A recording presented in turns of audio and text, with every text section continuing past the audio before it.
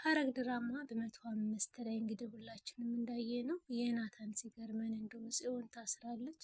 ጽዮንም የታሰረበት ምክንያት ያው የናታንን ቪዲዮ አሳልፎ የሰጠው አቤል ነው በማለት አቤል ወቅታ እስር ቤት ገብታለች።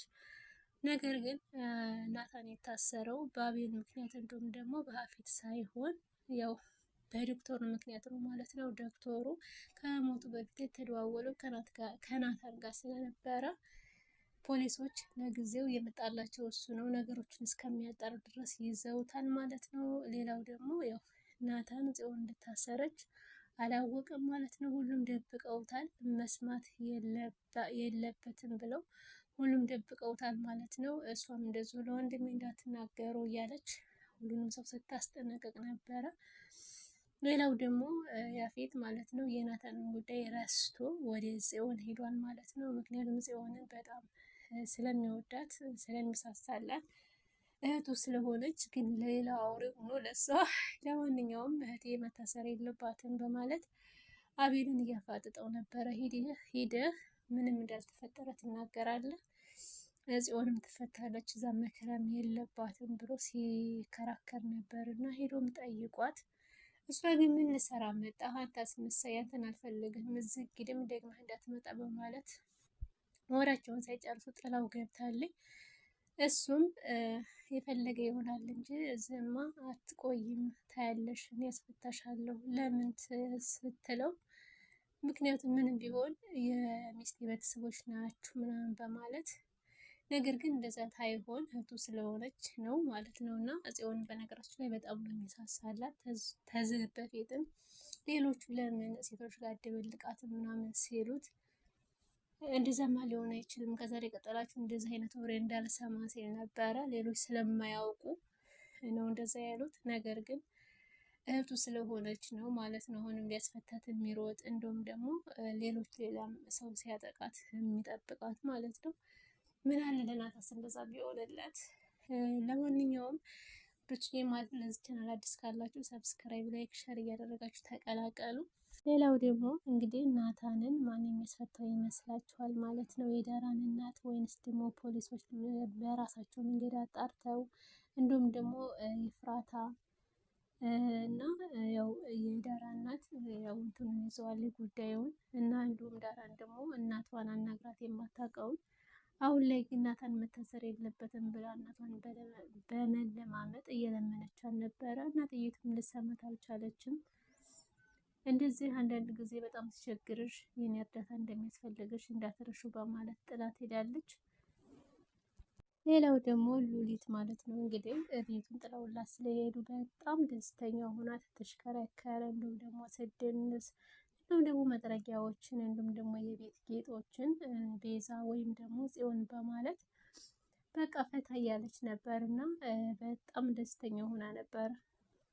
እንዲሁም ቤዛ ባልተመለሰች እዛው በቀረችልኝ እያለች በጣም ዱዓም ስታደርግ ነበር ማለት ነው። ግን ያ ሊሆን አይችልም፣ በቅርቡ ወንድሟ ስለሚያስፈታት ማለት ነው። ሌላው ደግሞ የቤዛ ፍቅረኛ መጥቶ ቤዛን ጥርልኝ ሲላት አይ ቤዛ የለችም ብላ መጥረጊያ ይዛ ትታይም እንዴ በማለት ያው ትንሽ ዘና ስታረገን ነበረ። ግን ልዑል መሳ የሄደበት ምክንያት ያው ቤዛ ስልክ ስለማታነሳለት ማለት ነው። እንግዲህ ቤዛ በጣም ተስፋ ቆርጣለች ማለት ነው በአሁኑ ሰዓት። ምክንያቱም ሰውን ማመን ከብዷታል ማለት ነው። በህይወቷ ላይ ብዙ ፈተናዎች ደርሰውባታል፣ ያው ሁሌም እንዳየናት ማለት ነው። እንዲሁም ጓደኛዋ ሔዋን ማለት ነው ያኔ በጣም ጓደኛዋ እንደሆነች ነበር የምታውቀው። ነገር ግን ከኤፍራታ ጋር እንደሚተዋወቁ እንዲሁም ደግሞ ፖሊስ መሆኗን ተነ ኤፍራታ እንዲሁም ተነ ጽዮን ነው የሰማኝ። ግን ቤዛ ያን ሁሉ አታውቅም ነበር እና መጀመሪያ ላይ እሷን ለማፈላለግ የማታደርገው ነገር አልነበረም። አሁን ላይ ግን እኔ ደግሞ ጓደኛ የጠፋች እያልኩኝ እንቅልፍም አልተኛ እንዲሁም ደግሞ እሷን በማፈላለግ ላይ እያለች ነው እንግዲህ ይህንን ነገር የሰማችው። በዛ ምክንያት ማንንም ሰው አልፈልግም በማለት ተስፋ በመቁረጥ ማንንም አልፈልግም ብላ ስልክ እያነሳችለት አይደለም። ሁሉም ተናዶ ሄዷል ማለት ነው፣ ሳያገኛት ማለት ነው። እና ቤዛ ቆርጣ የተነሳ ትመስላለች ማለት ነው። ምክንያቱም ከዚህ በፊት ያሳሰረቻት እሷ እንደሆነች እንዲሁም በቃ ብዙ ነገሮች ያኔ በቃ ጥሩ ስሜት ላይ አይደለችም አሁን። ሔዋን ግን ያን ያደረገችው ቤዛን ለመጉዳት ሳይሆን ያው ኤፍራታን ለመርዳት ነው ማለት ነው እንደዛ ያደረገች። ቤዛ ቆርጣለች ማለት ነው። ካሁን በኋላ ማንም አልፈልግም በማለት እንግዲህ ልዑልን በሷ ፍቅር እየተሰቃየ ይገኛል። እንዲሁም ደግሞ የናታን ፍቅር አልወጣላትም መሰለኝ። 30 ጊዜ ሄደች ነው እንግዲህ እስር ቤት የምትጠይቀው። ናታን እንግዲህ ያሳሰረኝ ያፌት ነው በማለት ተጠርጣሪ ላይ ናቸው። እንዲሁም ደግሞ ቢኒም በእርግጠኝነት ይሄ ነገር የያፌት እጅ አለበት በማለት እንዲሁም የዳራን እናት የሱ እጅ አለበት እያሉ ሁላቸውም እንግዲህ ይጠራጠሩ ነው ያሉት። ኤፍራታ ግን ነገሩን አውቃለች፣ ግን ደግሞ ምንም ማድረግ አልቻለችም። አሁን ላይ ነገሩን ዝም ብላለች። ግን በመጨረሻ እውነቱን አውጥታ ሊፈታ ይችላል ማለት ነው። ነገር ግን የዲኤንኤ ምርመራውን ስላስቀየረበት ነው እንጂ ያፌት ያንን ሰው የገደለው በእርግጠኝነት ለናታን ወጥመድ ያዘጋጅለት አይደለም ማለት ነው። ነገር ግን ይህንን እውነታ የምታውቀው እንግዲህ ኤፍራታ ብቻ ናት ማለት ነው።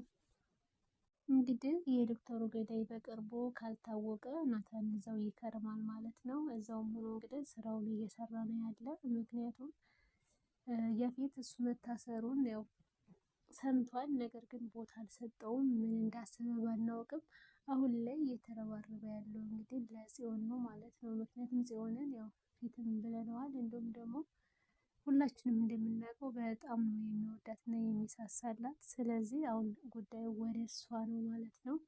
እሱን ደግሞ ጨርሶ ወደ እሱ መመለሱ አይቀርም። ያፌት እንግዲህ ያናደደው ነገር ቢኖር ማለት ነው ከስራ ቦታ ተደውሎለት ታሪኩ የለም፣ ስለዚህ አለቃ ያው ሴቶቹ ምናምን ስራ መስራት አልቻሉም ሲለው እንግዲህ ታሪኩ ከዚህ ነገር እጁን ማውጣት ፈልጓል መሰልና ተወንጀል ስልክም አይነሳም። እንዲሁም ደግሞ እኔ አስደውሉብኝ ብሏል። እንግዲህ ለምን እንደሆነ ባናውቅም እንግዲህ ያፌት በጣም ነው የተናደደው። እንደዚህ ሊያደርግ ቻለ በማለት እንግዲህ ይህንን አዲሱን ሰው ደግሞ ማን እንደላከው ባናውቅም ያው ለጊዜው ግን በነገራችን ላይ ታሪኩ ማለት ነው ከዚህ ነገሮችን ቢያወጣ አሪፍ ነው ማለት ነው። ግን ዝም ብሎ ሳይሆን በቃ አይደለ ቢያጋልጠው ጥሩ ነበር።